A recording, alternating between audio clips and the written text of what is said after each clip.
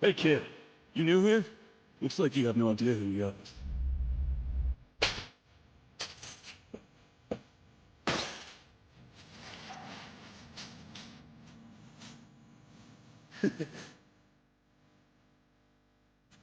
Injured? Is this your first time in prison?